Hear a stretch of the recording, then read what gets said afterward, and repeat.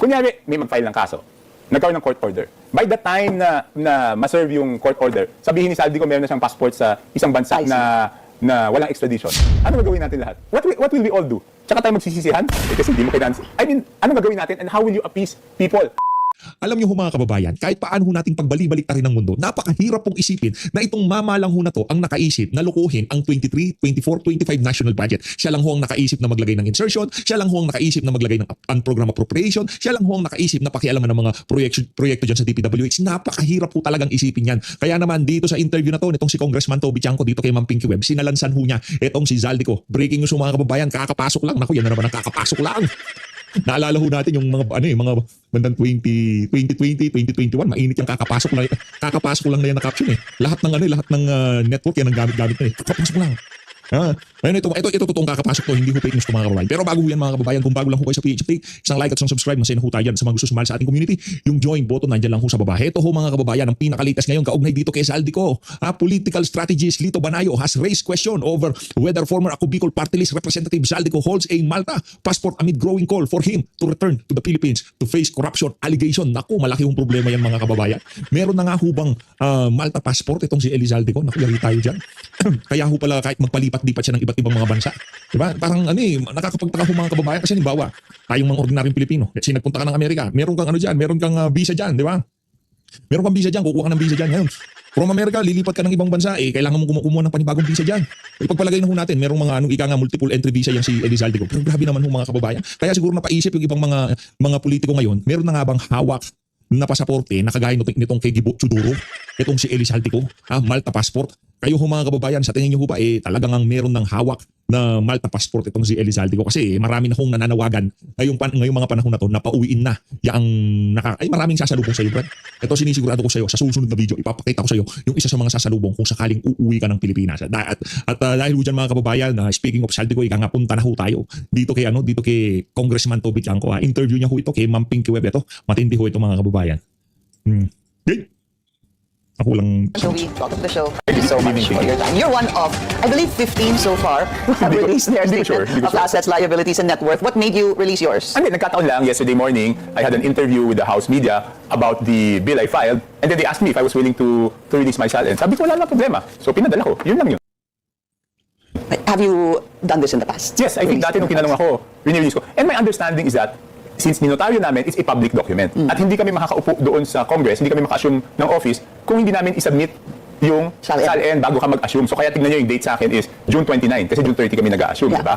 So ang understanding ko, pwede siyang i-release at any time. So ano naman itatago namin doon? Bakit sa palagay nyo, 15 lang?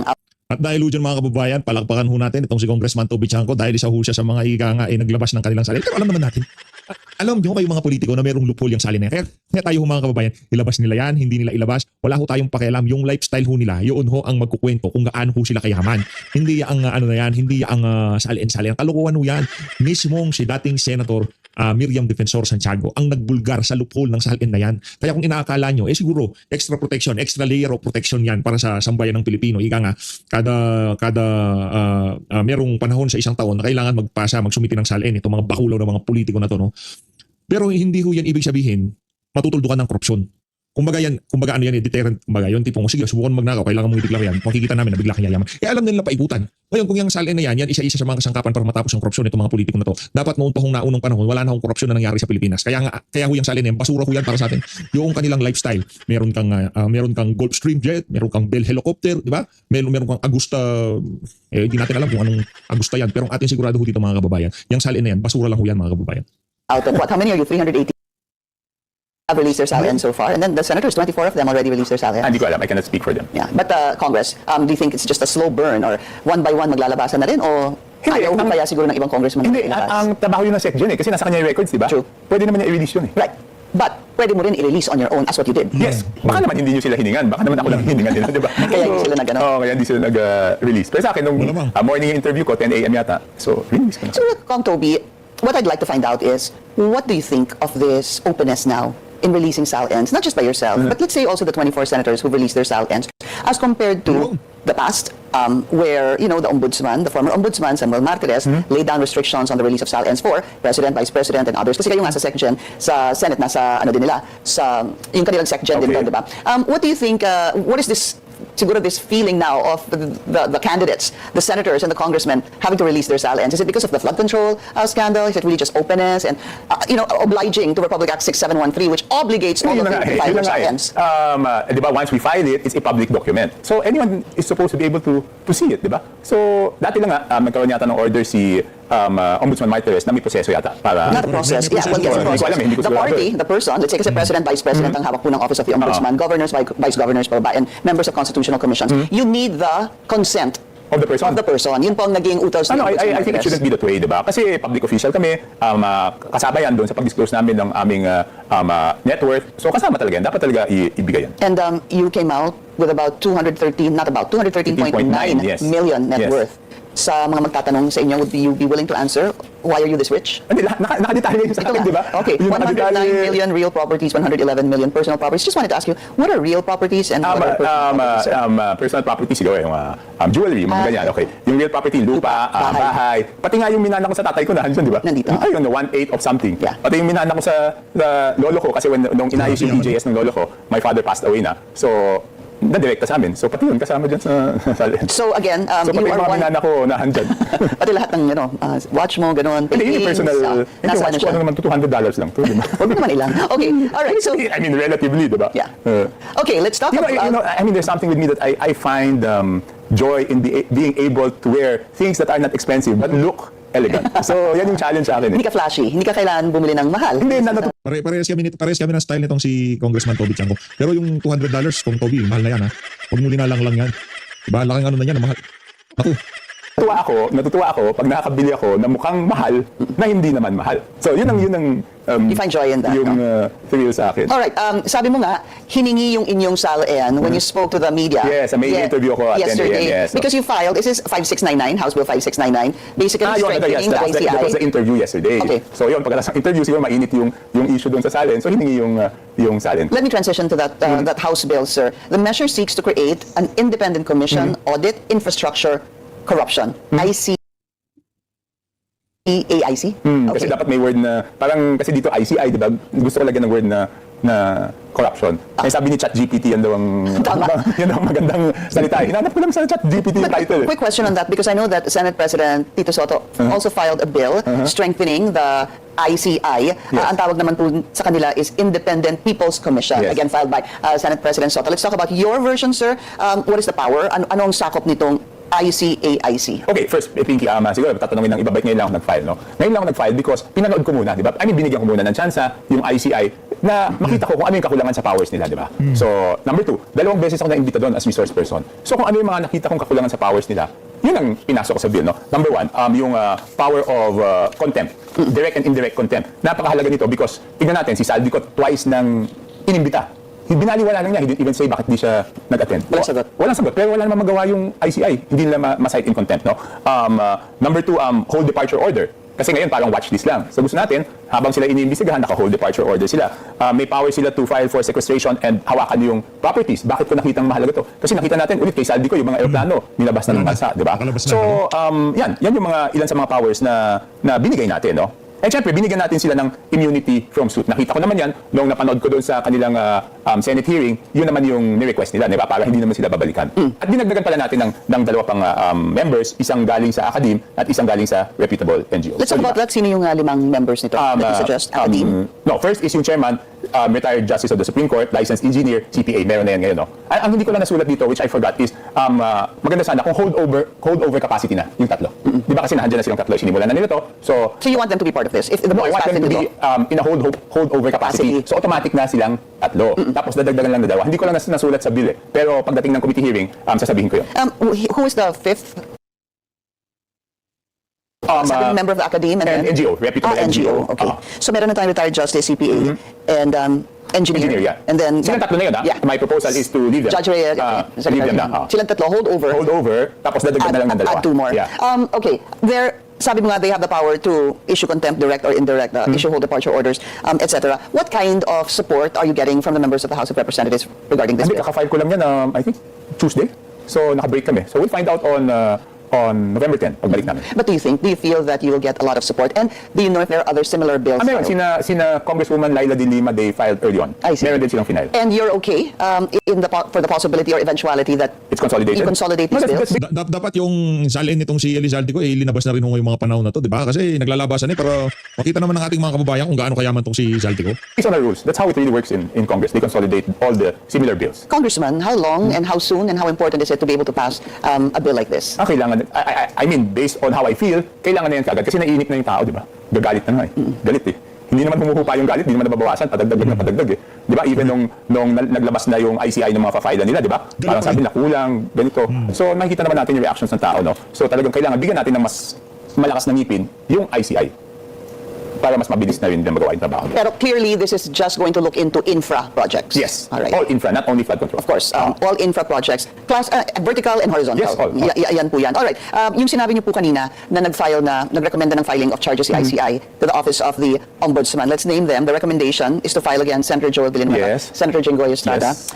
Yusek Bernardo, Congresswoman Kahayon Uy, Former Congresswoman Uy, and COA Slipana, no? Yeah, and Zaldy ko. Sorry, and Zaldy ko. Anim yata. So ang sinasabi niyo po, galit na nga yung tao, tapos nagkaroon po ng recommendation from the ICI. And do you feel that naging kulang ho ba yung kanilang first batch of recommendations to the Office of the Ombudsman? Yung kulang yung first batch, because I was there twice, di ba?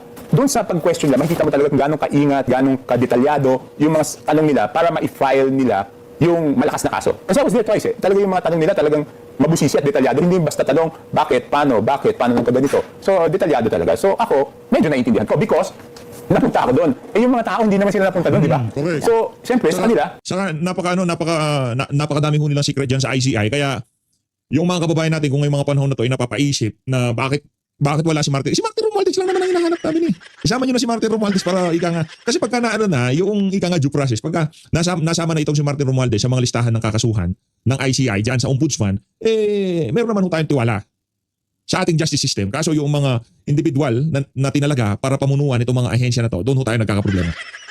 sa tingin ko, medyo Napagalan. Tsaka hindi pa sila nakakanood ng live streaming, magsisimula pa lang. Yeah. So, naiintindihan ko kung bakit ganun ang perception nila. The public perception is that way. But tell us more about what you were saying because you were there twice. Sabi mo nga napakadetalyado. Were you happy with the way, at least you were being asked or questioned? Dahil sabi mo nga, one part will say, wala pang kinakasuhan. Meron bang, yung iba nga tinatanong, may makukulong ba by Christmas? And then there's that other part also that says, there's so much that needs to be considered. Hindi naman dali-dali lang mag-file ng kaso. What are your thoughts having been invited twice by the ICI? Hindi, alam ko, naiintindihan ko yung taong bayan. Gusto nila talaga may makulong before Christmas, no? At ako naman, yung experience ko doon, talagang detalyado sila magtanong. Imagine, nanggaling na ako once there, di ba? So, ibig sabihin, kung hindi sila detalyado, hindi na ako papabalikin. So, I think, in between my first and second appearance, meron silang mga testimonies na nakuha na gusto nilang mas makuha yung detalye. Kaya, pumunta ako doon. What did you tell them that you have not told us? Hindi, wag. I don't think I'm at liberty. I don't know their rules, no? And I want to help them. So, yun, basta, nagtanong sila pa. Sigurado naman ako, Congressman Toby, doon yung sa iyong paglalahad, dyan sa ICI na yan, sinabi mo sa kanila na hindi magagawa nitong si Zaldy ko na siya lang mag-isa, lahat ng kabalintunaan na yan, ika nga ni Senator Dante Marcoleta. Ngayon, kung ikaw, Congressman Toby, hindi mo kini-question yung hindi pagkasali ni Martin Romualdez dyan sa unang listahan na yan, mayroon na, magkakaproblema tayong dalawa, Congressman. Diba? Isa ka sa mga maiingay, nagsasabi na si Zaldy ko, Martin Romualdez, Zaldy ko. Diba? Tapos ngayon, biglang pambihira. Satisfy ka, okay ka ba doon sa listahan na yun? Wala si Zaldy, Martin Romualdez. Oh. So meron ka pa pong sinabi na hindi niyo pa po nasasabi sa amin? Yes, and meron akong mga pinaliwanag na mas detalyado kaysa sa pagpaliwanag ko dito. Kasi dito limitado yung oras, doon talagang yung mga tanong nila is. Tsaka makikita mo, di ba, pag tinanong ka, makikita mo kung napag-aralan nila ng mabuti yung kaso. Makikita mo kung yung tanong nila talagang matutumbok nila yung mga kalokohan. At nakita ko And yun. you saw that? Yes. Yes, We magaling. are on the right track, Yes, sir. yes. We're gonna take a very short break. We'll continue our discussion. Siyempre, re-recta na ho tayo lang nang panoorin pa ho natin yung commercial, di ba? Welcome back. Still with us, Naloko City Representative Toby Tianco. I want to go back to my previous question, na ang sinabi po ng ICI, ang kanilang recommendation to file charges against the following individuals before the Office of the Ombudsman. Were you satisfied with that? Okay, Or sa palagay niyo ba kulang? Yung iba kasi, ang may personal knowledge lang ako is yung kay Zaldy ko, di ba? Yung iba, wala talaga akong personal knowledge. Yung hindi ako comment doon, no? Yung kay Zaldy ko, sa tingin ko talagang dapat, marami siyang sasagutin, no? Pero ako, meron akong parang time limit, di ba? Na sa tingin ko, yung gobyerno dapat mapauwi nila si Zaldy ko before the end of the year. Yun ang tingin ko. Pag hindi nila mapauwi, sa tingin ko magagalit yung tao at mabubuo na talaga yung isip ng tao ngayon. Because Mabubuo ang isip ng tao na? pag nakausap natin yung tao, ano ba sinasabi nila? Ayaw pauwiin si Zaldy ko dahil magtututuro yan. So, pag hindi na napauwi si Zaldy ko by December, talagang maniniwala na yung tao dun sa bagay na yun. Diba? That's why I've been pushing DFA. Diba? Hold on, sir. And what about you? Would you believe that as well kung hindi pa po mapauwi si Zaldy ko by the end of the year? Hindi, yun, pati ako personally, pag hindi pa mapauwi si Zaldy ko by December, mag-iisip na rin ako na baka merong mas mataas kay Zaldy ko na gumagalaw para hindi siya pauwiin. Nako. Who happens to be who? Hindi, kasi ang pwede lang niya ituro si Martin Romualdez. Speaker Martin. Diba? Alright, so hindi natin maintindihan. At hindi ko talaga maintindihan. Di ba makikita mo naman pag pursigido ang gobyerno Di ba? Makikita mo pag pursigido Let's compare, no? There were previous cases before na makikita mo kahit wala pang kaso, wala pang warrant, pursigido yung gobyerno na pauwiin kung sino man yun. Di ba? Pero dito, meron ba sa gobyerno pursigidong... So you feel they're passive? Yes. They're passive? Yes. The Marcos administration is passive? No, especially the DFA. Di ba? Yung DFA kasi, ulit-ulit kong sinasabi, alam mo, simple lang yan. Kung may paraan, kung gusto, may paraan. Kung ayaw, may dahilan. Bakit dahilan ang sinasabi nila? Hindi na sinasabi sa tao, o hindi na sinasabi sa atin, yung paraan. Di ba baligtad di ba? Ang binibigay nila yung dahilan bakit hindi pwedeng kanselahin. Okay. Di ba, no, human nature, pag ang binigay mo yung dahilan bakit hindi pwede, hindi ibig sabihin ayaw mo. Pag gusto mo, hahanapan ng paraan yan. Ipabayaan mo na yung abogado niya mag-question.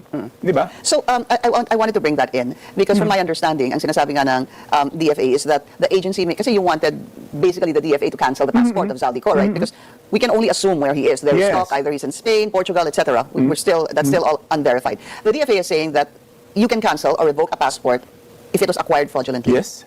If it was tampered with Yes. or issued erroneously. Yes. Or ordered by the court. Hindi, meron dyan, Section 4, RA 11983. Nakasulat dyan, public safety, public health, and national security. Nandun. Oo.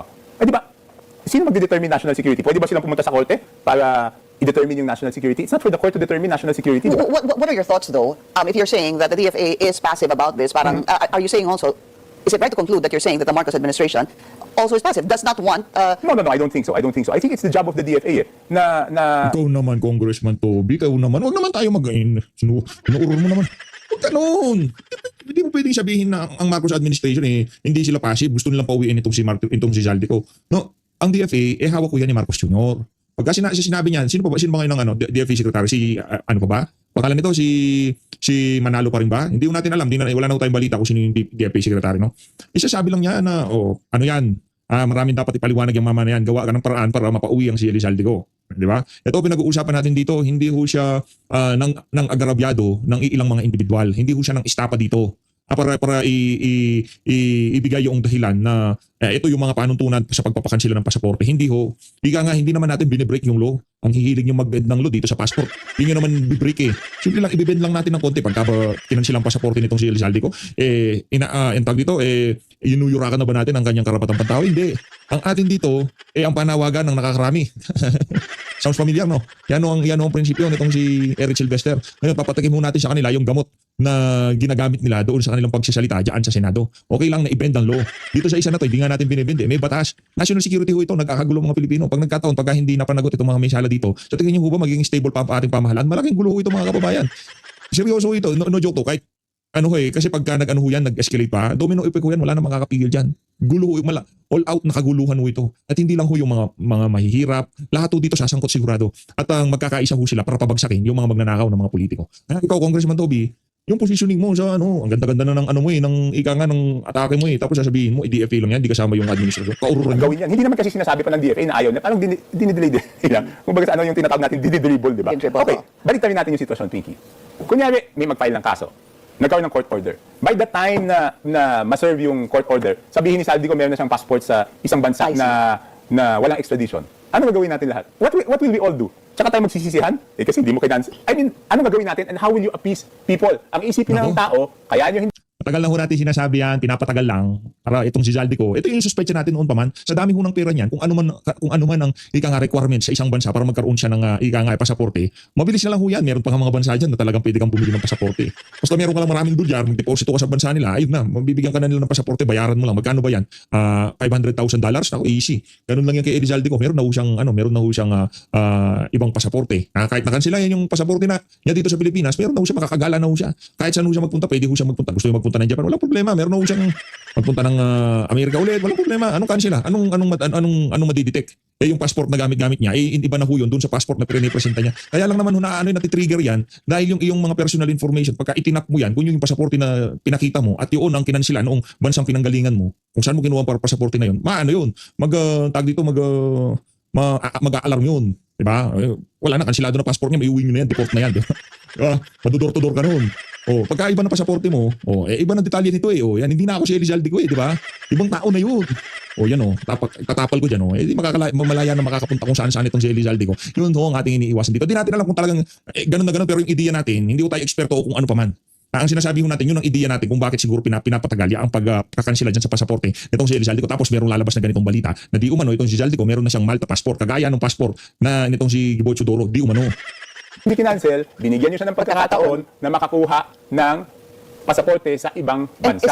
Is that a possibility in Portugal? Yes, it's a possibility, di ba? There are countries na walang extradition eh. Ngayon, bakit ko ito sinasabi as early as now, no? Kasi ayoko umabot doon sa punto na wala na tayong magawa, tapos tatanggapin na lang yung galit ng tao.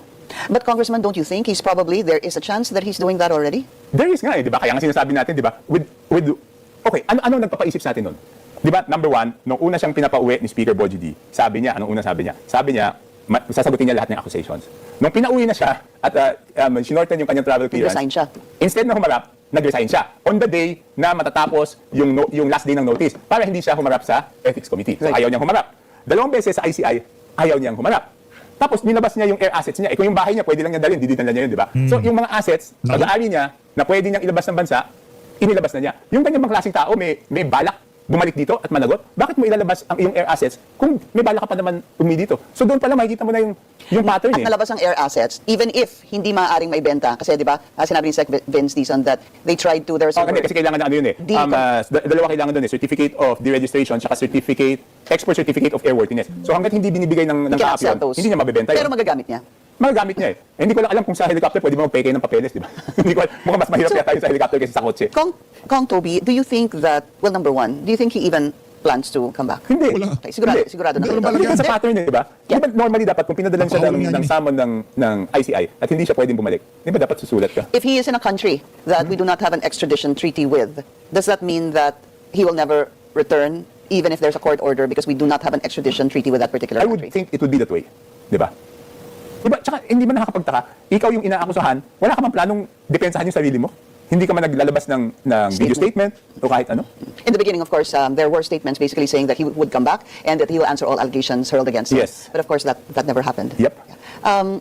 What do you think should be done next? Because there's also talk with regards to, let's say, Sergeant Gutesa. Questions on, there are people who believe the testimony of Sergeant Gutesa. There are people who say, pwede siyang tanim witness. No? But there's another part here, another side that could be looked into. These two individuals that have been mentioned often in the Si hearings, Paul and Mark, no? And yung Paul and Mark, Ito po yung for context, supposed to be tao ni Congressman Zaldy. Hindi supposed to be. Ako na nagsasabi sa inyo, yung si Paul tsaka si Mark, tao ni Congressman Zaldy ko yan. Kasi yung dalawang yan, may mga times na kung may Doon pa lang ho. Sa punto na yon, ginagarantihan na ho tayo nitong si Toby Tianco na yung binanggit nitong si Master Sergeant Orly Gutesa diyan sa Senado na tao ni Zaldy ko tong mga to. Sila yung tagakuha ng pera sa kung kani-kanino, di ba? Sila yung nagbibigay sa amin ng mga malita. Yan sa kanila namin binibigay mga malita. Yan, siya na mismo nagsasabi, tao ho daw nitong si Zaldy ko yung dalawang unggoy na yun. kailangan sa akin, may mga text message sa akin yan eh. So alam kong tao yan. Though I think I've never met them personally.